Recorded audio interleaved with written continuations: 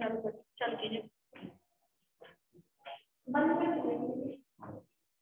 हाँ हेलो। हाँ तो देखिए बच्चे, आज पार्ट है 3 यूरोप महाद्वीप भौगोलिक स्वरूप। इसमें पढ़ाया जाएगा। तो इसमें पार्ट 3 यूरोप महाद्वीप भौगोलिक स्वरूप। महत्वपूर्ण बिंदु में यूरोप महाद्वीप 35 डिग्री उत्तरी अक्षांश से 72 डिग्री उत्तरी अक्षांश तथा 25 डिग्री पश्चिमी देशांतर से 65 डिग्री पूर्वी देशांतर के बीच स्थित है। यूरोप पूर्व की ओर एशिया के स्थल भाग से जुड़ा हुआ है तथा यूराल पर्वत इसकी पूर्वी सीमा है इसकी पूर्वी सीमा है। दूसरे नंबर में यूरोप और एशिया दोनों महाद्वीप मिलकर यूरेशिया कहलाते हैं। यूरोप को 4 भागों में बांटा जा सकता है।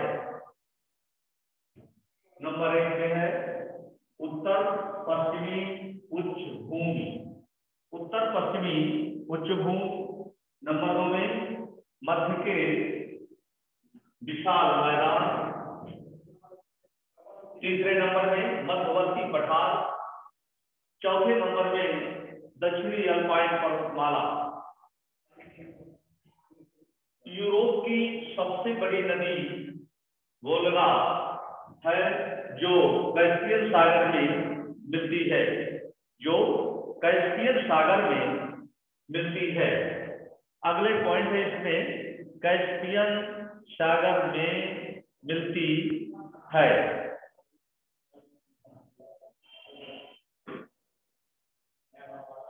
यूरोप महाद्वीप उत्तर में आर्कटिक महासागर, पश्चिम में अटलांटिक महासागर और दक्षिण में भूमध्य सागर और काला सागर से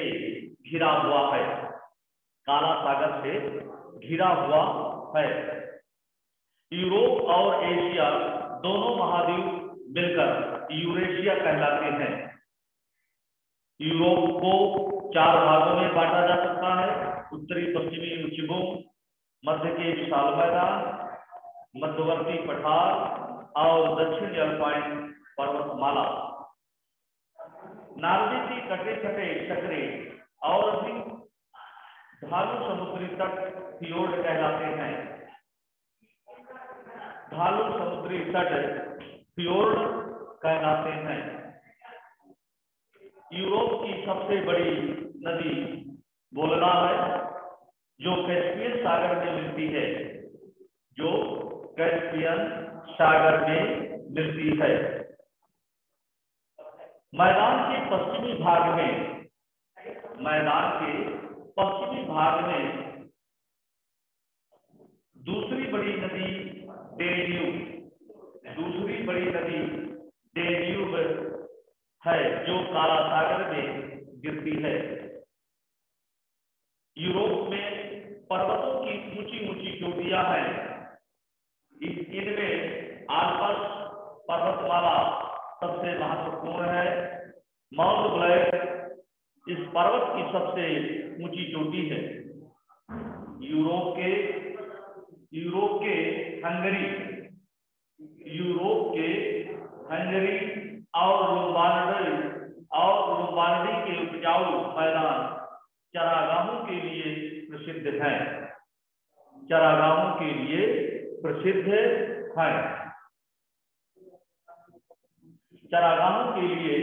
प्रसिद्ध हैं। यूरोप के हंगरी और लोम्बार्डी के उपजाऊ मैदान चरागाहों के लिए प्रसिद्ध है। यूरोप की सबसे ऊंची पर्वत चोटी काकेशस पर्वत की एल्ब्रुस चोटी है। सबसे अधिक वर्षा यूरोप के पश्चिमी तटीय भागों में एवं पर्वतीय प्रदेशों में होती है। यूरोप का उत्तरी छोर आर्कटिक वृत्त में होने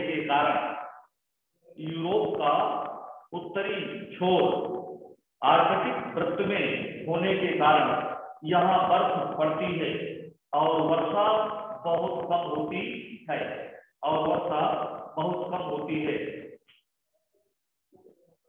यूरोप का नॉर्वे देश बर्फ से ढका रहता है। यूरोप का नॉर्वे देश बेटा बर्फ से ढका रहता है। यह उत्तरी ध्रुव वृत्त में स्थित है। यह उत्तरी ध्रुव वृत्त में स्थित है। इसमें निम्नलिखित की सही जोड़ियां हैं।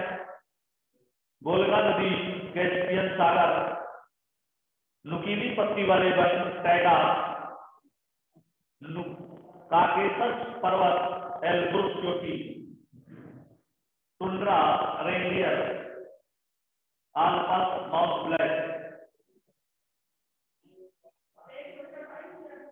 रिक्त स्थानों की पूर्ति में देखें, क्षेत्रफल की दृष्टि से यूरोप महाद्वीप से बड़ा है, तो इसमें क्या भरा जाएगा? ऑस्ट्रेलिया। क्षेत्रफल की दृष्टि से यूरोप ऑस्ट्रेलिया महाद्वीप से बड़ा है। ऑस्ट्रेलिया महाद्वीप से बड़ा यूरोप। दूसरे नंबर में है बेटा आपका यूरोप की सबसे बड़ी नदी डाट है। तो सबसे बड़ी नदी आपकी वोल्गा नदी है। तीसरे नंबर पे आता है आपका यूरोप महाद्वीप का अधिकांश भाग कटिबंध में फैला है। किस कटिबंध में फैला है? ये आपका तीसरे नंबर का रिक्त स्थान है। यूरोप महाद्वीप का अधिकांश भाग फिर डाट है कटिबंध में फैला है। तो ये बेटा शीतोष्ण कटिबंध में फैला है। चौथे नंबर का है आपका रिक्त स्थान आल्प्स पर्वत का सबसे ऊंचा शिखर। आल्प्स पर्वत का सबसे ऊंचा शिखर कौन है? Mount black. आल्प्स पर्वत का सबसे ऊंचा शिखर माउंट ब्लैक है। पांचवें नंबर का रिक्त स्थान देखें, यूरोप की पूर्वी सीमा पर्वत बनाता है। यूरोप की पूर्वी सीमा फिर डाट है पर्वत बनाता है। कौन सा पर्वत बनाता है? यूराल। इसमें भरा जाएगा आपका यूराल पर्वत बनाता है। पुनः देखें, यूरोप की पूर्वी सीमा जहां पर खाली स्थान है वहां पर रखेंगे आप यूराल पर्वत बनाता है। इस तरह से ये 5 रिक्त स्थान आपके कंप्लीट हो गए और सही जोड़ी भी 5 कंप्लीट। इसके बाद देखेंगे लघुत्तरी क्वेश्चन। लघुत्तरी क्वेश्चन में यूरोप महाद्वीप का अक्षांशीय विस्तार क्या है? यूरोप महाद्वीप 35 डिग्री उत्तरी अक्षांश से 72 डिग्री उत्तरी अक्षांश के बीच स्थित है। फिर है यूरोप की कौन सी महत्वपूर्ण नदी काला सागर में गिरती है? ये प्रश्न आता है। यूरोप की कौन सी नदी काला सागर में गिरती है? यूरोप की डेन्यूब नदी काला सागर में गिरती है। यूरोप की डेन्यूब नदी काला सागर में गिरती है। यूरोप की जलवायु पर किन हवाओं का प्रभाव सबसे अधिक है? यूरोप की जलवायु पर किन हवाओं का सबसे अधिक प्रभाव है? उत्तर में देखेंगे, यूरोप की जलवायु पर पछुआ हवाओं का प्रभाव सबसे अधिक पड़ता है। किन हवाओं का प्रभाव सबसे अधिक पड़ता है बच्चों? पछुआ हवाओं। यूरोप की जलवायु पर पछुआ हवाओं का प्रभाव सबसे अधिक पड़ता है। भूमध्य सागरीय वनस्पति की विशेषताएं क्या होती है? भूमध्य सागरीय वनस्पति की विशेषताएं। नमो नारायण जी, ध्यान से देखें। ये गहरी जड़ों वाले छोटे पौधे होते हैं। ये छोटी छोटी और चमकीली पत्तियों वाले वृक्ष होते हैं। इन पत्तियों में विशेषता क्या है बच्चों? ये पत्तियां छोटी होती हैं प्लस मोटी होती है। छोटी, मोटी और चमकीली, तीन विशेषताएं मिलती हैं। ये छोटी भी है, मोटी भी है और चमकीली। चमकीली पत्तियों वाले वृक्ष होते हैं। ध्यान से नमो नारायण जी देखते जाइए। यूरोप की जलवायु तथा वनस्पति का वर्णन कीजिए। यूरोप की जलवायु तथा वनस्पति का वर्णन। तो यूरोप शीतोष्ण जलवायु वाला महाद्वीप है। इसका विकास भाग शीतोष्ण कटिबंध में है। यहाँ की जलवायु पर समुद्र की समीपता, पर्वतों, पठारों, उत्तरी अटलांटिक प्रवाह तथा पछुआ हवाओं का गहरा प्रभाव पड़ता है। साल भर चलने वाली पछुआ हवाओं और समुद्री धाराओं के प्रभाव से पश्चिम में पर्याप्त वर्षा होती है। पश्चिम में पर्याप्त वर्षा होती है। पश्चिम से पूर्व की ओर जाने वाली वर्षा, पश्चिम से पूर्व की ओर जाने वाली वर्षा कम होती जाती है तथा ठंड बढ़ती है। यहाँ गर्मियों में अधिक गर्मी तथा जाड़ों में अधिक ठंड पड़ती है।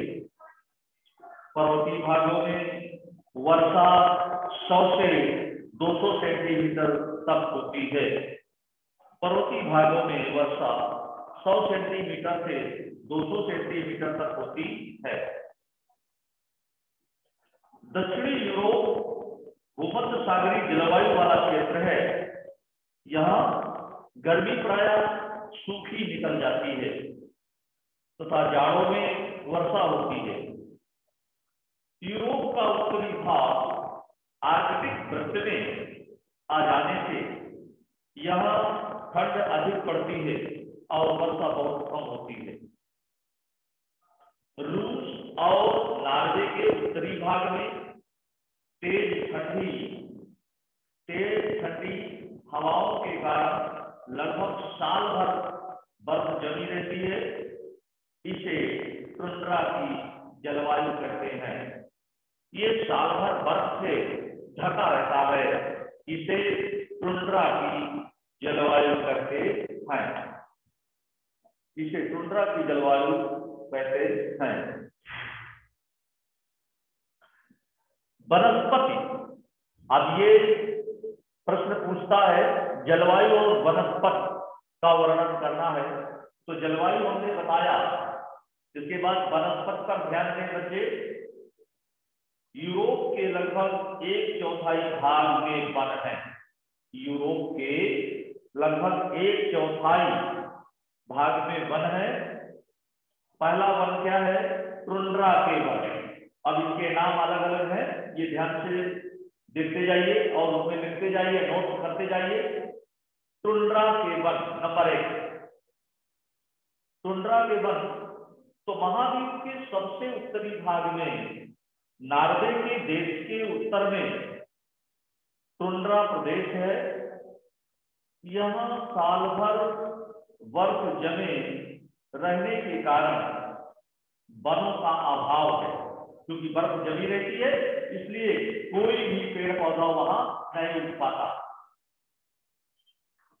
महाद्वीप के सबसे उत्तरी भाग में नॉर्वे देश के उत्तर में टुंड्रा प्रदेश है। यहाँ साल भर बर्फ जमे रहने के कारण वनों का अभाव है। कोई वन नहीं है, कोई पेड़ पौधे नहीं है। गर्मियों में बर्फ पिघलने पर लीचेन, काई तथा बांस नामक छोटी झाड़ियां उग आती हैं। छोटी झाड़ियां उगाती हैं। दूसरे नंबर पे आता है वन टैगा के वन। पहला अपना हो गया टुंड्रा के वन और दूसरा हो गया टैगा के वन। टैगा के वन। तो टुंड्रा के दक्षिण में कोणधारी पेड़ों के वन पाए जाते हैं जिन्हें टैगा कहते हैं। टुंड्रा के दक्षिण में कोणधारी पेड़ों के वन पाए जाते हैं जिन्हें टैगा कहते हैं। यहाँ के पेड़ों की आकृति कोण के समान तथा पत्तियां नुकीली होती हैं। मुख्य वृक्ष, यहाँ के मुख्य वृक्ष क्या है बच्चों? मुख्य वृक्ष फर, पाइन, स्प्रूस, लार्च, ये 4-5 प्रकार के हमने बताया आपको। पहला है फर, दूसरा पाइन, तीसरा स्प्रूस, चौथा लार्च आदि है। ये टाइगर के वन है। फर, पाइन, स्प्रूस, लार्च आदि ये वृक्ष पाए जाते हैं ज्यादातर। फिर आपका तीसरे नंबर में आता है बच्चों मिश्रित वन। मिश्रित वन में देखें, यूरोप के मध्यवर्ती व पश्चिमी भाग में, यूरोप के मध्यवर्ती व पश्चिमी भाग में कोणधारी व चौड़ी पत्ती वाले मिश्रित वन है। कोणधारी व चौड़ी पत्ती वाले मिश्रित वन है। ये टैगा वनों के दक्षिण में पाए जाते हैं।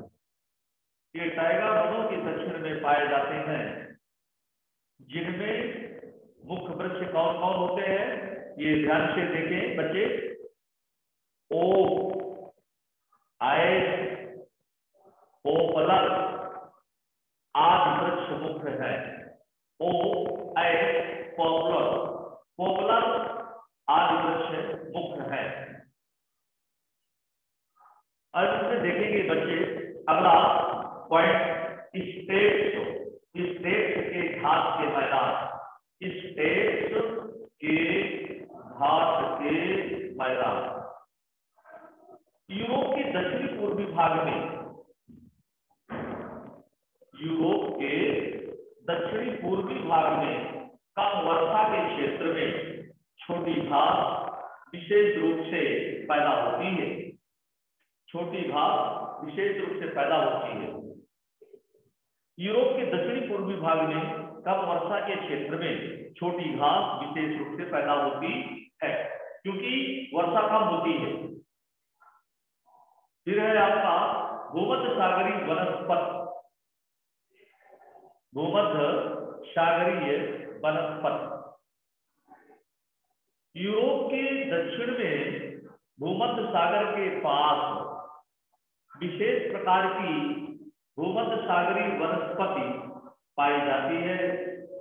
गहरी जड़ों वाले छोटे पौधे इस जलवायु में विशेष रूप से पैदा होते हैं।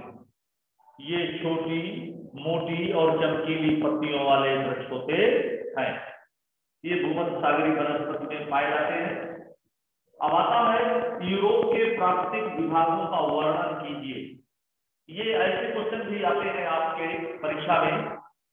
यूरोप के प्राकृतिक विभागों का वर्णन करना है। यूरोप के प्राकृतिक विभागों का वर्णन। यूरोप को 4 भागों में बांटा जा सकता है। मतलब इसके पहले भी आपको में दिखाया था। यूरोप को 4 प्राकृतिक भागों में बांटा जा सकता है। पहला उत्तर पश्चिमी उच्च भूमि, इसका विवेचन देखें।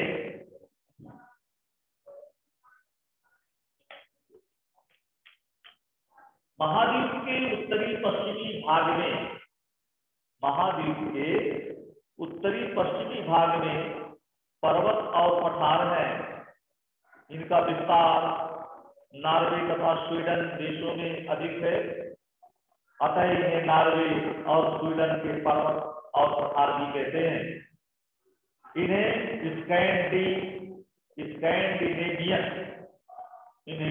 स्कैंडिनेवियन पर्वत भी कहा जाता है। नॉर्वे की समुद्री तट बहुत कटे फटे, सकरे और अधिक ढालू हैं, जिन्हें फियोर्ड तट कहते हैं, जिन्हें फियोर्ड तट कहते हैं। अब दूसरा पॉइंट बच्चों आपका आता है दीर्घ उत्तरी क्वेश्चन में, मध्य के विशाल मैदान। मध्य के विशाल मैदान, इनकी विशेषताएं देखें जरा। पहला हमने बताया उत्तर पश्चिमी उच्च भूमि, दूसरा है मध्य के विशाल मैदान। ये मैदान पश्चिम में अटलांटिक महासागर के तट पर फ्रांस से लेकर पूर्व में यूराल पर्वत तक यूरोपीय रूस में फैले हुए हैं। मैदानों की चौड़ाई रूस में सबसे अधिक है और ये पश्चिम की ओर क्रमशः चक्रे होते गए हैं। उत्तर में श्वेत सागर से लेकर दक्षिणी पर्वतमाला तक इन मैदानों का विस्तार है। नदियों के कछार बनने के कारण यहाँ की मिट्टी उपजाऊ है। नदियों के कछार बनने के कारण यहाँ की मिट्टी उपजाऊ है। मैदान के पूर्वी भाग में वोल्गा नदी तथा पश्चिम में डेन्यूब नदी है, जो क्रमशः कैस्पियन सागर तथा काला सागर में गिरती है। तीसरा नंबर आता है बच्चों मध्यवर्ती पठार। मध्यवर्ती पठार यूरोप के मैदानी भाग के दक्षिण में पठार और कम ऊंचे पर्वतों की श्रृंखला फैली हुई है। इनमें फ्रांस का मैसिव ब्लैक फॉरेस्ट और बोहेमिया के पठार हैं। पुर्तगाल व स्पेन में भी पठारों का विस्तार है। अधिकांश भाग चट्टानी तथा अनुपजाऊ है। अधिकांश भाग चट्टानी तथा अनुपजाऊ है। चौथा नंबर दक्षिणी अल्पाइन पर्वतमाला। चौथा नंबर होगा बच्चों आपका दक्षिणी अल्पाइन पर्वतमाला। इसकी व्याख्या देखें। दक्षिण में ऊंचे नवीन पर्वतों की श्रृंखला भी है। दक्षिण में ऊंचे नवीन पर्वतों की श्रृंखला भी है। यह श्रृंखला पश्चिम में अटलांटिक महासागर से पूर्व में कैस्पियन सागर तक फैली है। इनमें सबसे महत्वपूर्ण आल्प्स पर्वत की श्रृंखला है, जिसकी सबसे ऊंची चोटी माउंट ब्लैक है। इनमें सबसे महत्वपूर्ण आल्प्स पर्वत की श्रृंखला है, जिसकी सबसे ऊंची चोटी माउंट ब्लैक है। अन्य पर्वत श्रेणियों में पेरेनीज, एपिनाइन, दिनारिक, कार्पोरेशियन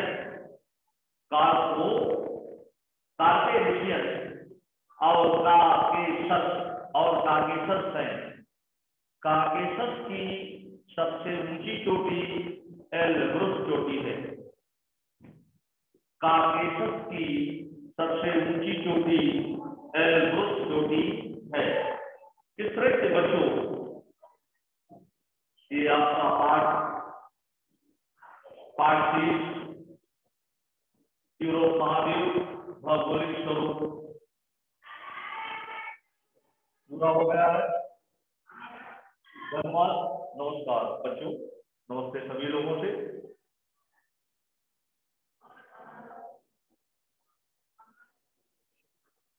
निम्न को यूरोप के रेखा मानचित्र में दर्शाएं। आल्प्स और स्कैंडिनेवियन पर्वत, रीना राइन और वोल्गा नदी, टैगा वनों का क्षेत्र, आइसलैंड, नॉर्वे, बाल्टिक सागर, भूमध्य सागर, काला सागर, श्वेत सागर। इस तरह से ये आपका पाठ कंप्लीट हुआ बच्चों। धन्यवाद। नमस्कार सभी बच्चों को।